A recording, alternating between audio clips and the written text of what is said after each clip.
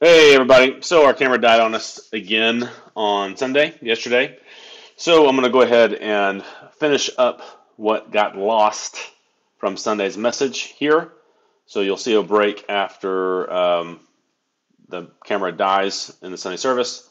And we'll jump back here to me and I will finish the message.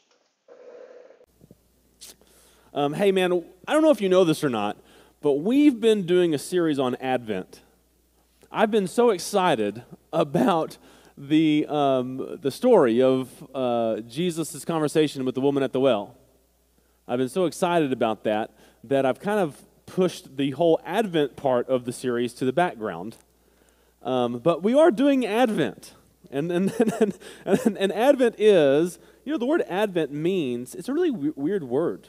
But it means like a arrival of a special event or person. And so when we celebrate Advent, we celebrate that Jesus came to earth, like he arrived. But we celebrate that Advent for what it was and what it means to us now, but also for what it points to, which is that he's coming again, the second Advent. And the Old Testament, man, is like, I posted a sermon on our Facebook page, and yet you need to go listen to the sermon. It's not mine, okay? So it's not going to be as good as you're hoping, but it's phenomenal. And the Old Testament is like this guy. He compares it to jazz. How apparently some form of jazz. I didn't know this. That a song will be like 11 minutes long, but the first like 30 seconds of it is just laying down the melody. They lay down the melody, and then the rest of the song, they just explore that melody in many different ways, focusing on different instruments or whatever. And so you'll have like a 30-second melody, or maybe even less, like a 10-second melody that they play for 30 seconds, and then the rest of it, they're just exploring that. And he says that's like what the Bible is like. They lay down the melody in like Genesis, really 1 through, 11. It's kind of laid down. Maybe even 1 through 3, whatever. And then you just hear that melody played over and over and over. And if you don't know the melody, you're not going to really understand some of the fun, nuance, creative stuff that's going on. And so why did I start talking about that? It's good stuff. Advent. Oh, yeah, thanks. So the Old Testament has this melody, and Jesus came. Billy and I were a good team. So Jesus came, and he was like, hey, like here, it's like he laid down the melody in its most purest form once again, but in a new way. But since he fulfilled the law, the prophets, and the writings, but there's still some things in the law, the prophets, and the writings, and in Jesus' teachings that are yet to be fulfilled. But since he came and played that melody the first time, and said he's going to come and wrap up the song at the end, since he fulfilled the first time, we can have hope and faith. We can have peace and hope and joy that he's going to do it the second time too. And so that's what celebrating Advent is all about. And what we've been doing is zeroing in on this conversation with Jesus and the woman at the well. And we're having one object to meditate on during Advent. And of course, the person is Christ, but the object we're meditating on is this jug, this water jar that the woman at the well left behind.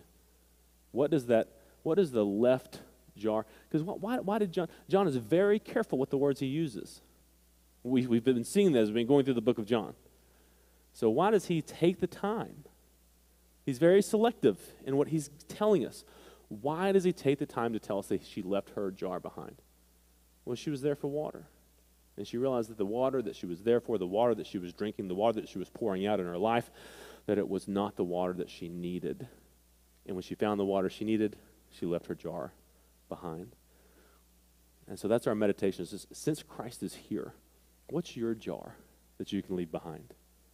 What's the water that you've been chasing after, that you've been fulfilling, that you've been pouring out, that isn't the true living water that gives you real peace and hope and joy? And so that's what we're doing. That's what we're going to be doing this morning. So every time I've lit a candle, I wasn't trying to warm the place up. It's not enough fire. I've actually been doing Advent. And this morning, I plan on doing a better job of tying it all together to Advent. But hasn't it been fun to look at the story, the conversation of Jesus and this woman? I've never seen it this way before. And it's just like unfolding an onion, but instead of burning eyes, it's a joyful heart. Metaphors are hard. Okay. So today, the focus on Advent is joy. And I want to start by, joy is kind of a weird word. Like, how do you define the word joy? Like it can be happiness, but if you've been in church long enough, you've heard that there's a difference between happiness and joy, that happiness is maybe situational. You get a good cut of steak, and you have happiness. Unless you're a vegan or whatever, then it's horror. But and nothing against vegans. We pray for you. We feel sorry for you. I'm just kidding. I'm just kidding. It's funny. But happiness can be situational, right? But joy is something more lasting. It's connected to something more than just our current situation. But okay, so what? What does it mean? Like, what is joy?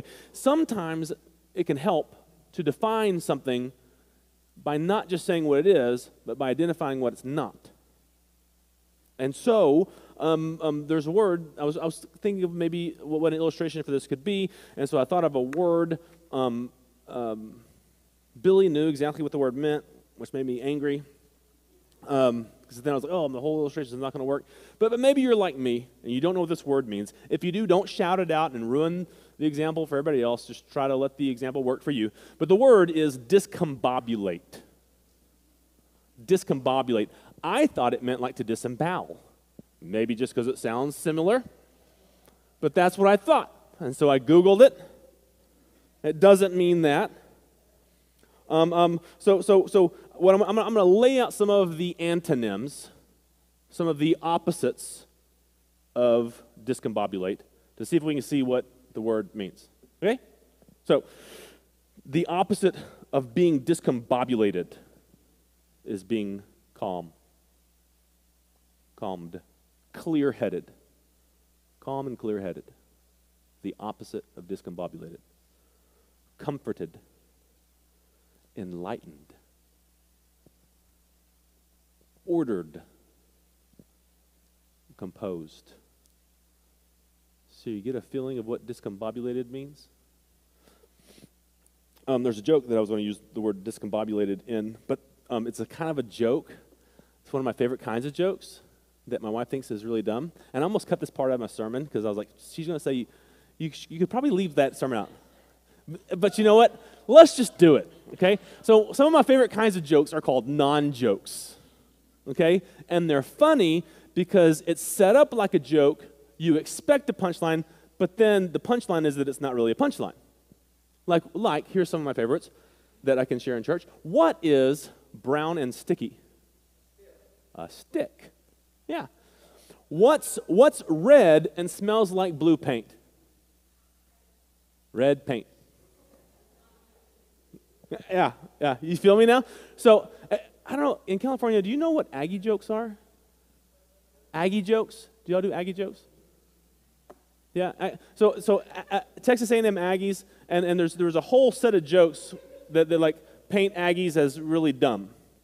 And, probably, the Longhorns probably put that up. And I kind of inserted Aggie to make the jokes less offensive, because, anyway, so the whole premise of the joke is that Aggies are goofy, right? So, what do you call an Aggie in outer space? An astronaut.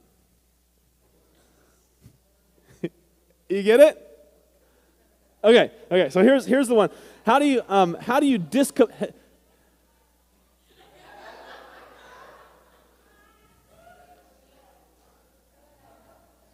A horse walked into a bar, and everyone immediately left because they saw the inherent danger of the situation. Okay. All right, so here's the whole point. How do you discombobulate an Aggie? Paint yourself green and throw forks at him. because that would make anyone feel flustered and confused. So it's, okay.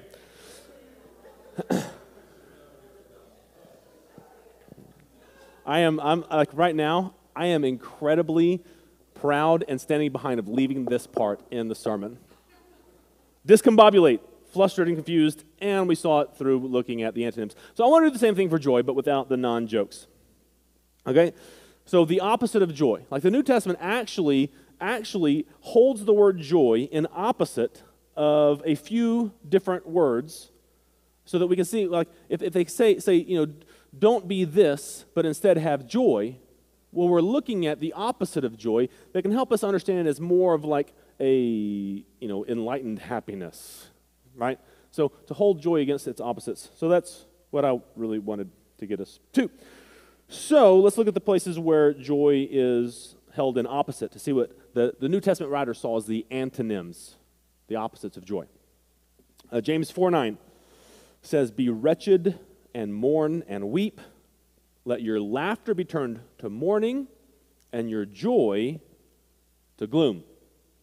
So joy is held in opposite to this word gloom that actually has the idea of looking down. It's the idea of having a feeling that's so gloomy that you just look down. So let your joy be turned to gloom. Other suggested meanings of this word are gloom, shame, dejection. So the opposite of being dejected, just so gloomy that you just can't even lift your head up. Another time, the word joy is set opposite of a word that refers to an inner reality that is so intensely bad that it produces an outward sigh or groan. Like you feel so bad you can't help but moan in that negativity. Hebrews 13:17 says, "Obey your leaders and submit to them, for they are keeping watch over your souls as those who will have to give an account. Let them do this with joy and not with groaning, for that would be of no advantage to you." Other suggested meanings of this word are grief and grudge. And then Hebrews 12:2, one of my favorite verses in all of the Bible, says that Jesus was on the cross, and while he was on the cross, he endured that shame. And why did he do it? For the joy set before him. So there was a shame that he endured for the joy set before him. So shame and joy are set in opposite.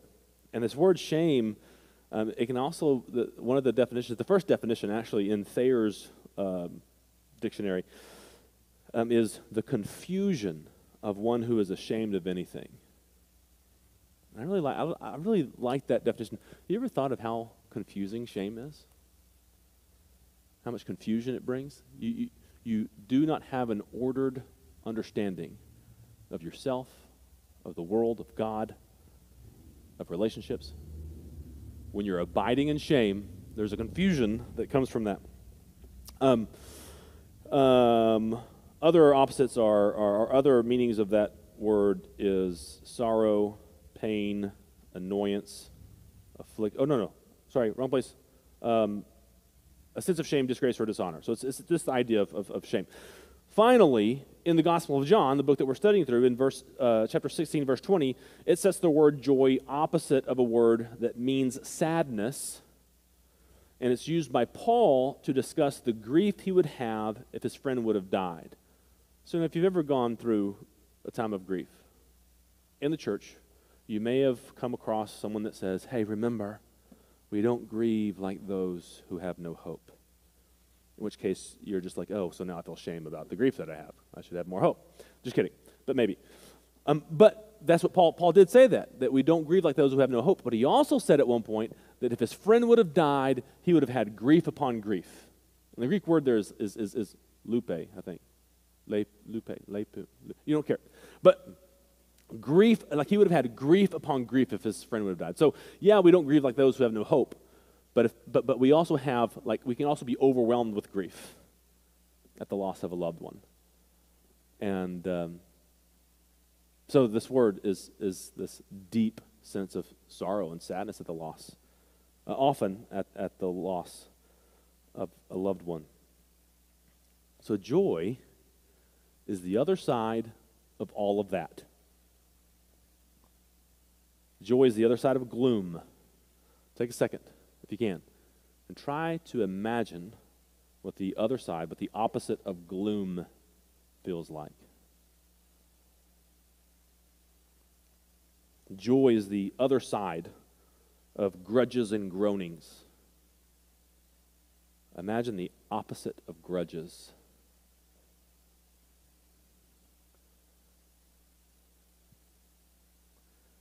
Joy is the other side of shame and confusion.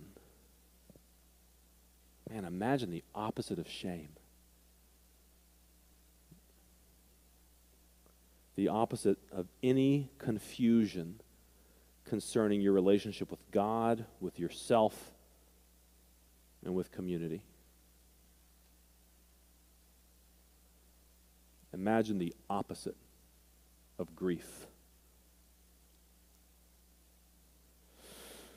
Joy is a centered calmness, a warmth of contented gladness, a soul full of hope and peace, full of expectation, wholeness, and delight.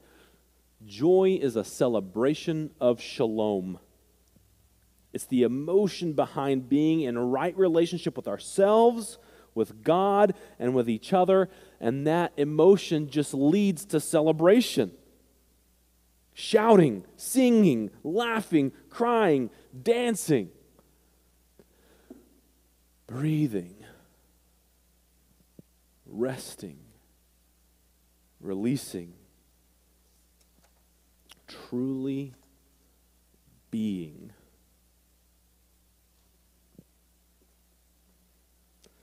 So I want us to look one more time at the conversation between Jesus and the woman at the well, and then talk about joy and the left behind jug. John 4:1. Now when Jesus learned that the Pharisees had heard that Jesus was making and baptizing more disciples than John, although Jesus himself was not baptizing but his disciples, he abandoned Judea and departed again for Galilee. But it was necessary for him to pass through Samaria. Therefore he came to a town of Samaria called Sychar, near the field that Jacob had given to his son Joseph. And a well of Jacob was there. Therefore Jesus, wearied as he was from the journey, was sitting beside the well. It was about the 6th hour. Not going to rehash everything here this morning, but just remember that in the Bible, when a man meets a woman at a well, they usually get married. Moses found his wife at a well. Jacob found his wife at a well. Abraham's servant found Jacob's wife at a well. There's just this running type scene motif in the Bible. So Jesus meets this woman at a well. Jacob's name's conjured up. Other aspects of the story of Moses is conjured up in the words that John used. John structured this so that we would think, Jesus is meeting a woman at the well? Is Jesus going to get married here? And remember that streams and fountains and wells of water are used as metaphors for sex and sexuality in the Old Testament. Proverbs, Song of Songs, and other places in the prophets, Jeremiah chapter 2. So there's a lot going on here contextually. A little part of that jazz coming up, played in a different way. Verse 7, a woman from Samaria came to draw water. Jesus said to her, give me a drink. Whew. Man, Jesus. That could be inappropriate. But Jesus loves people more than social conventions. For his disciples had gone away to the city to buy food. Therefore, the Samaritan woman said to him, how is it that you, being a Jew, ask for a drink from me, being a Samaritan woman? For Jews have no dealings with Samaritans.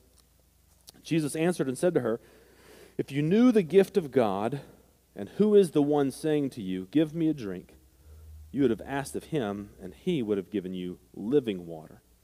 Again, that could be pretty risque if you didn't know who Jesus was. And remember, she doesn't. The woman said to her, sir, you have no bucket, and the well is deep. Therefore, from where do you have the living water?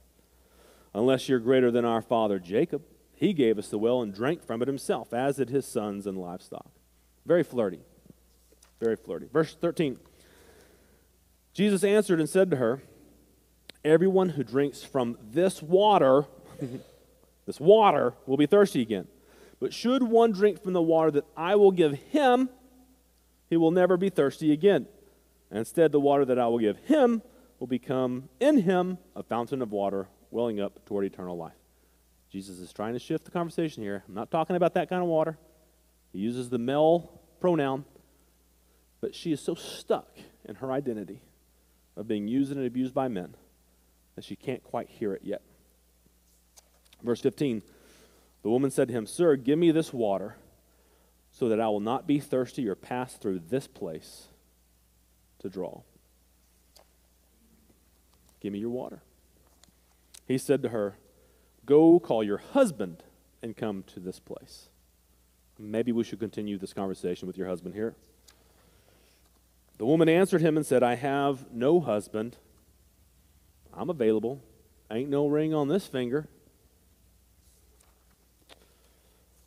Jesus said to her, It is appropriate that you have said you have no husband, for you've had 5 husbands, and now the one that you have is not your husband. This is true what you have said. And this right here is that pivot moment in the story. Jesus has just brought her identity, the identity that she probably wasn't even analyzing. You know, when we're stuck in our false identities, we don't take the time to analyze.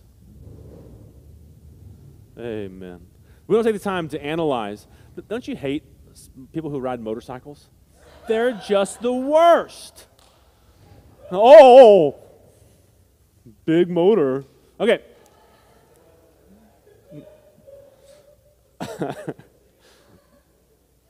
Bill, I was just kidding. Don't leave. You don't even ride a motorcycle.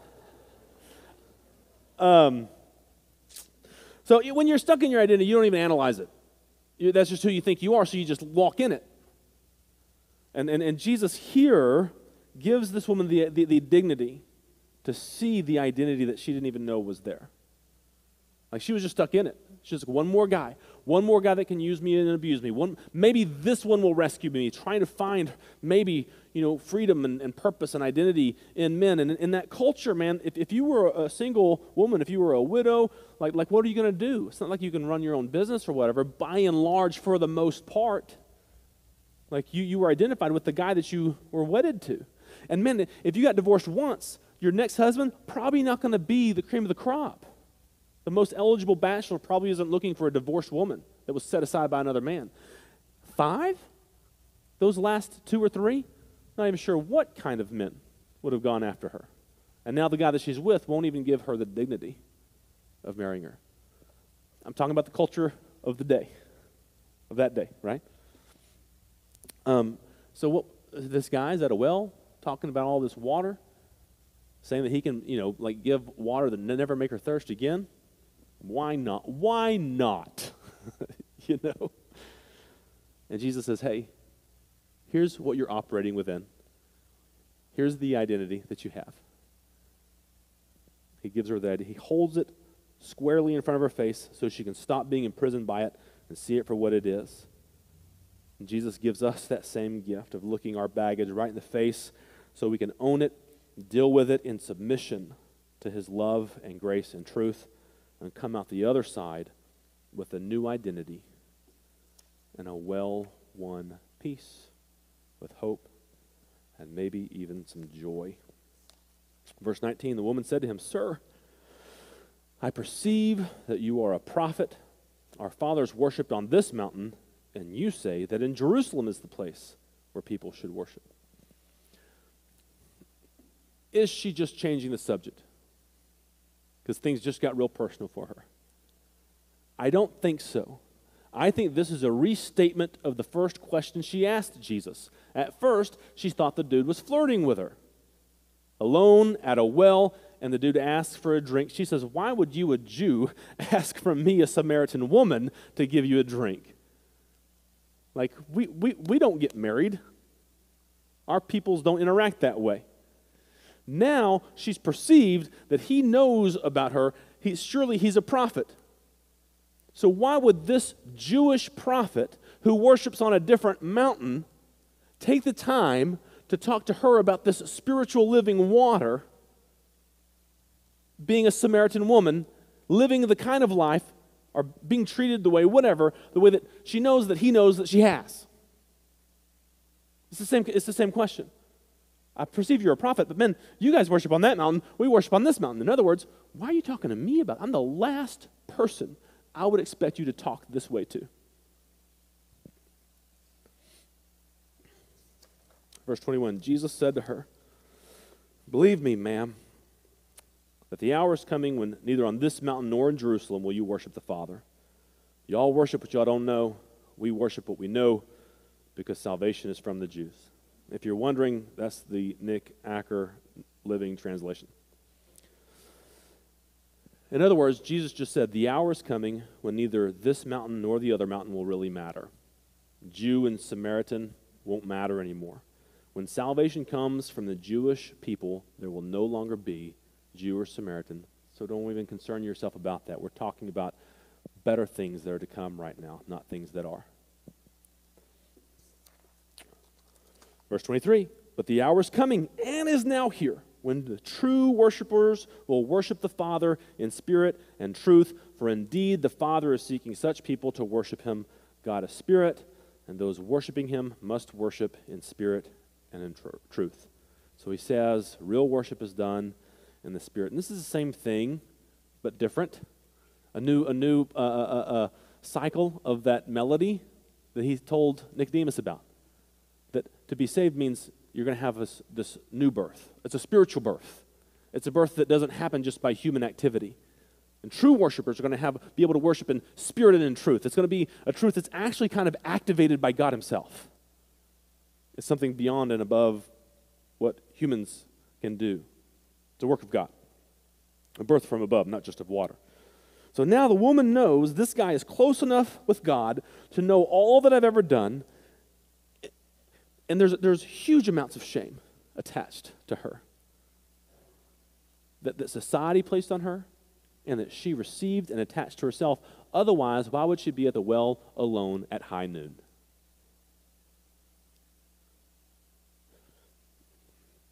This guy's close enough with God to know all that I've ever done. And now he's telling me that the Father is seeking people to worship him in spirit and in truth. And all that water talk, that was something spiritual. She knows the law and the prophets. So those things are probably activating in her mind.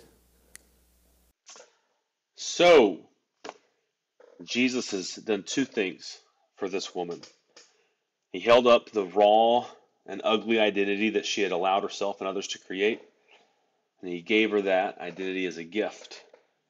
Then he offered her something new and miraculous, something almost unbelievable, a free gift to be identified as a true lover of God, worshiping him in spirit and in truth. And I think she believes now, and she's ready to understand more of what's going on. And so in verse 25, the woman said to him, I know that Messiah is coming, he who is called Christ. When he comes, he will proclaim all things to us. And Jesus said to her, it's me, the one speaking to you. So she says, man, I know these things that you're talking about are true. The hour's coming. I believe Messiah will be the one to proclaim these things to us. And Jesus says, hey, man, that's me. So this 5-time divorcee, living with a man who won't marry her, used and abused Samaritan woman, she gets to be the first one to hear absolutely clearly from Jesus himself the declaration that he is the Messiah. So she believes, and she's ready to receive that hour when Messiah comes, and now she knows that she's met the Messiah. So she has now stepped into an invitation to move through her old identity, not around it, but through it into a new identity in Christ, a new birth, if you will, a spiritual birth that leads to a spiritual identity of spiritual worship of a Father who is seeking reborn children.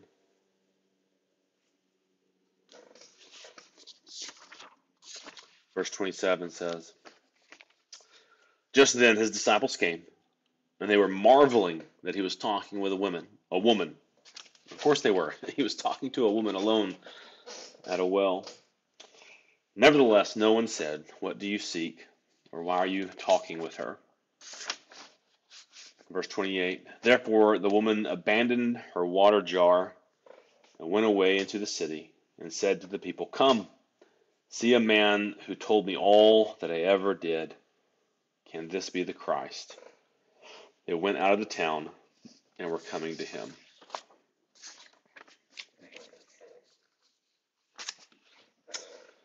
Joy. She left her jar and she ran back to town.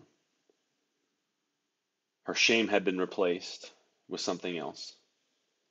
Her gloom had been replaced with something else. Her sorrow had been replaced with something else. Her grief had been replaced with something else. Joy. She left her jar and she ran back to her town with a message of joy. This man told me all that I ever did, and God still proposed to me through him. At this point, she didn't understand that Messiah was God incarnate. What she did know was that she had met Messiah, and that Messiah had told her all that she had done. He had laid bare her identity that had been partially given to her, partially created by her, partially through her use and abuse on behalf of the men in her life, other parts of some poor decisions that she made, some lies that she's received that have been thrown on her, some things that she's done. This whole web of an identity of shame and sin and rejection and darkness. God, he told her all of that. He demonstrated that God knew all of that about her, and yet God was meeting with her at that well through Christ and proposing to her, inviting her to be one who would worship him in spirit and in truth. And so on the other side, passing through that identity in the presence of Christ, she came to the other side to something else, to the love of Christ, the forgiveness of Christ, the grace of Yahweh, an invitation to be a true lover, washed and clean and presented before him without any spot or wrinkle, a new identity, a rebirth, eternally wedded to God. Joy entered her heart, and she left her jug, her water jar. She would never have to drink of that water ever again. She would never have to pour out her waters the same way ever again. That dropped jug represents a newfound joy. She dropped the jug so she could run to her town, a town of women from whom she hid by going to the well alone at noon, a town of men who had used her and who looked down upon her as unclean or saw her as an object for their satisfaction. She had found something that empowered her to run to that town. She ran directly to those people with a message of joy. She had passed through the tension of her shame and false identities. She passed through them in the presence of Christ. And on the other side was a joy that allowed her to run to the very people from whom she was hiding. This dropped water jug is an image of the joy that Christ has offered to us. But there's something else I want us to focus on. The joy that she displays in the story is clear, and it speaks to us. It's amazing the joy that Christ gives to us when we pass through our shame and sin in the presence of Christ, and we come out with a new identity, and we're ready to run to the people from whom we would hide. That's beautiful. But I think John draws something else out here that I want to draw out also, because there's an interesting Greek word that's used here, and the word happens to be the word for hearer, and it's used in John 4, verse 15 and 16. And this word's only used 8 times in the entire New Testament. And what's interesting is These are the only 2 times out of those 8 that it's used by somebody other than Luke. The other 6 times it's used by Luke in either the book of Luke or the book of Acts. The Greek words enthade, if you care, you can try to say it, enthade. It's fun to say other languages. And it has a very simple meaning. It means this place or here. And it seems to me that John chooses his words carefully, and to use these, I guess, some sort of not a, at least it's not a common word in the New Testament, that he uses these words and he uses them twice back to back. He's emphasizing the place that John wrote this story to place some emphasis on this place and what it represented for the woman. The identity of here mattered to the story. The woman says that she would rather never to have to come here to draw water ever again. Because here at that well, here is where she is alone and identified in her shame. And it's not like that here was a once in a year place where she'd have to go and be trapped in her isolation and shame and hurt. It was the daily routine of getting water. That well was a place of daily activity. Her daily routine, even the simple activity of getting water, reminded her that she dwelled in isolation, shame, rejection, and mistreatment. The everyday routine of her life. It was the default mode of her spirit and soul was wrapped up within shame and grief and pain and sorrow. Her daily activities reminded her of her false identity. It reinforced her false identity of shame and grief and pain and sorrow. That well here signified her hopeless and despised identity. She hated that place. She never, ever wanted to return to that place for water, ever. Here was a horrible place. And Jesus told her, bring your husband here to this place. That very request wrapped up why the here was horrible in the first place. Jesus, when he said those words, he invited her to bring everything that was sin, shame, pain, and grief about her life, all her false identities, and meet him in that place. And when she agreed to meet with Jesus face to face in that place, Jesus did something special to that place. Imagine if we could fast forward like 5 years from this conversation, Jesus, the woman at the well. 5 years after this happens, Jesus has been crucified, resurrected, and the gospel's spreading around. And then her entire town knows that she was the very first evangelist to their town.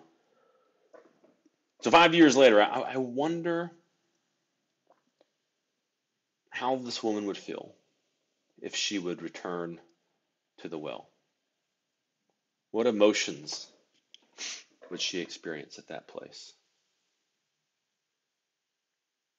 That place used to be a place of grief over a life wasted on useless men. A place of shame where she hid from other women.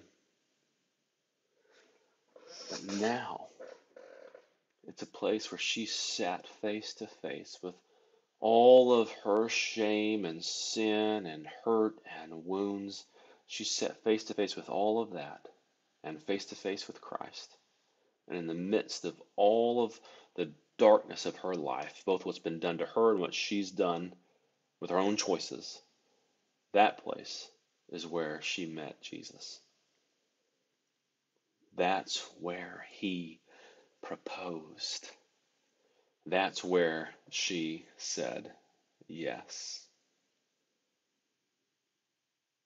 That old, horrible place is now a place of joy.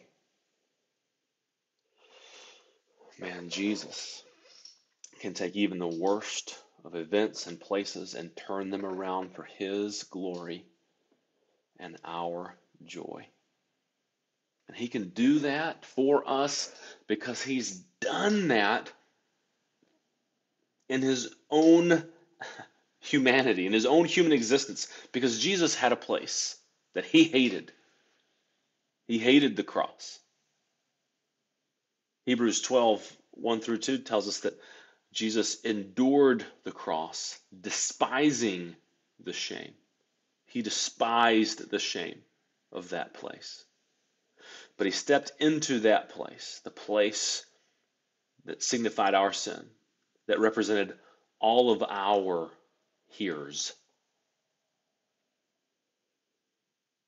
Essentially, He stepped into all of our well places so He could meet each of us in our wells.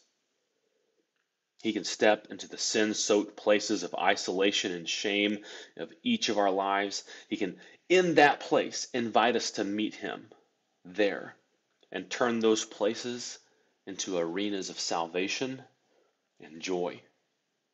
He invites us to take up our cross and meet Him at the place of our sin and shame so that He can do something extraordinary. During the Sunday service, man, I turned around and pointed to the cross hanging in the baptistry.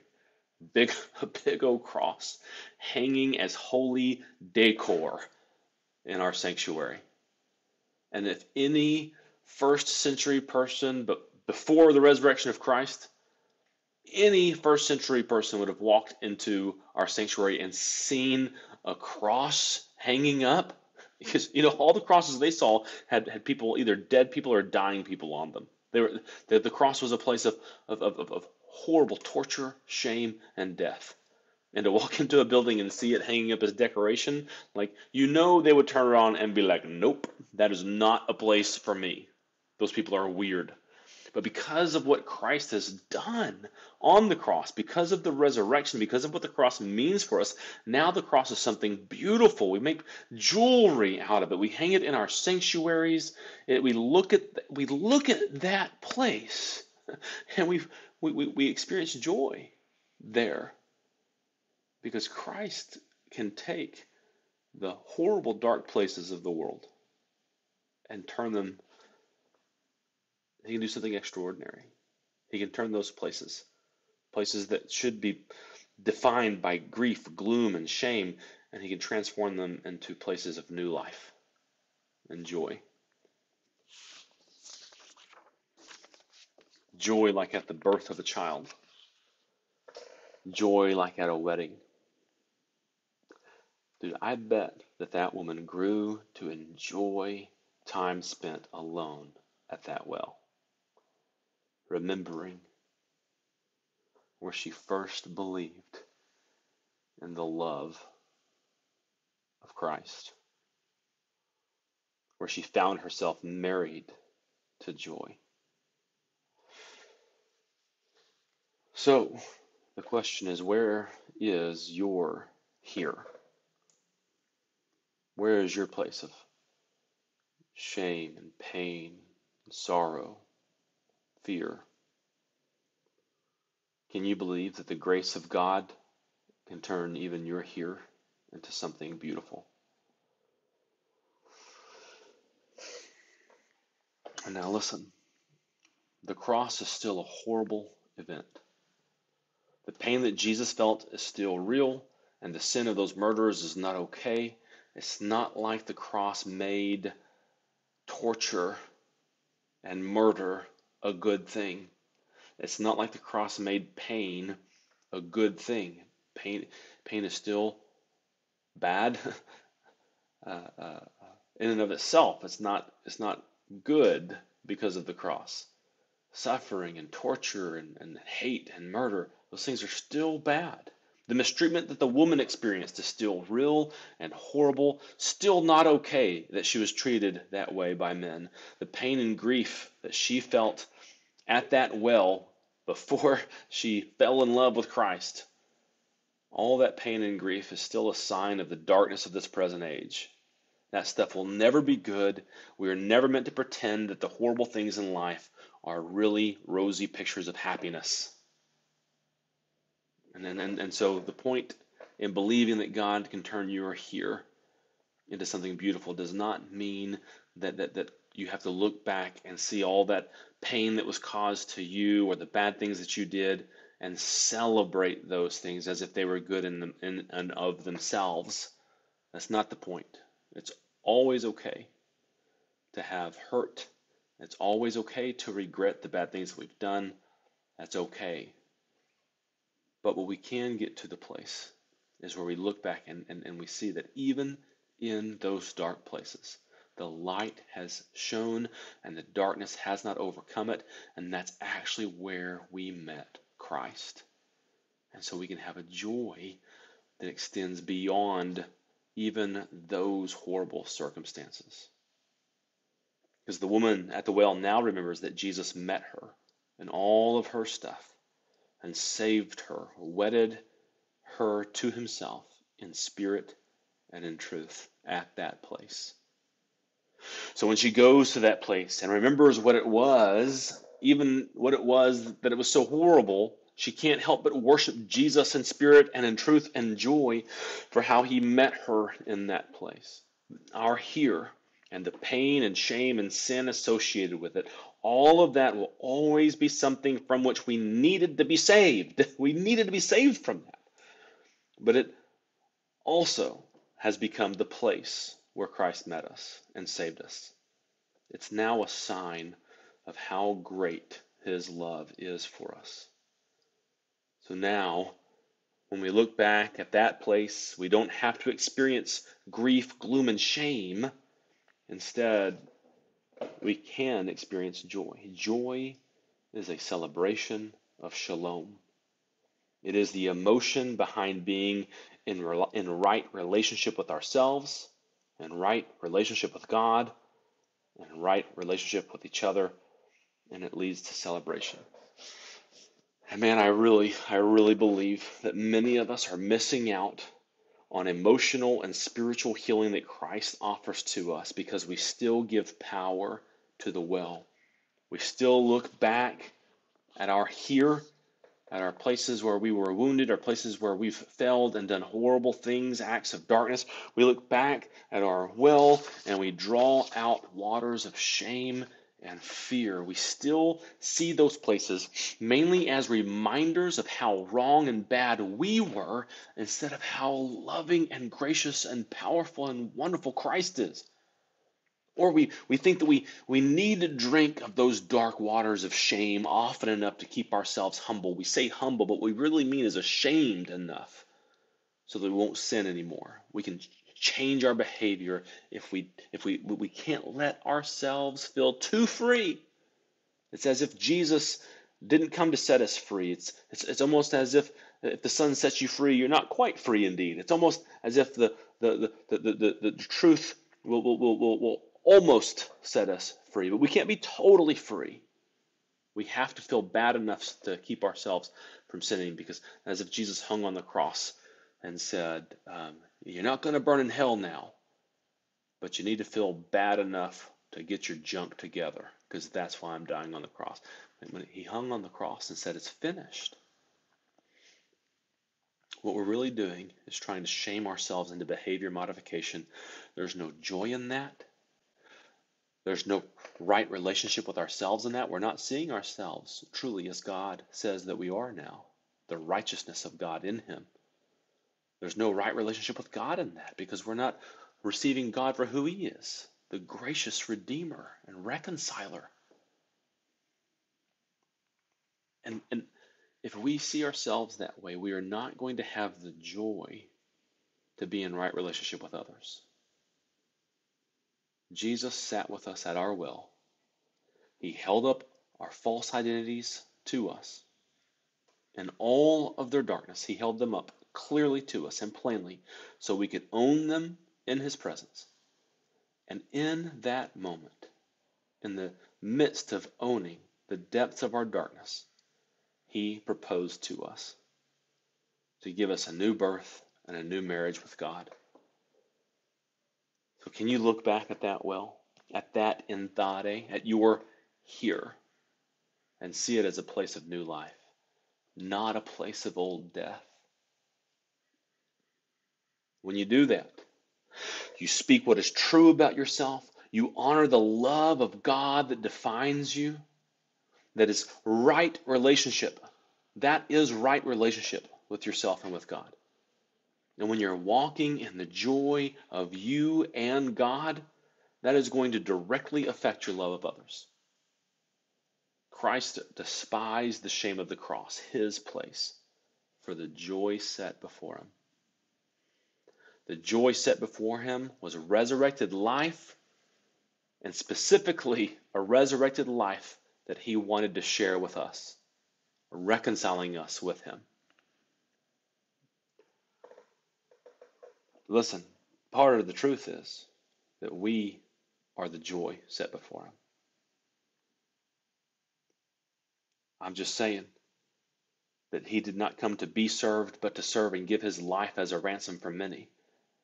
The part of the point of him giving his life, yes, was to honor God, because God in the past had overlooked sin, and so yes, he did that, but he also, God loved the world like this, that he gave his one and only Son, that whoever would believe in him should not perish but have eternal life.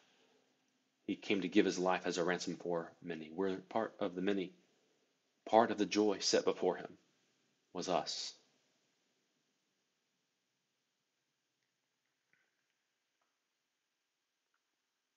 Despise the shame of your old place. Join Christ in doing that. But walk in the joy of his resurrection and reconciliation.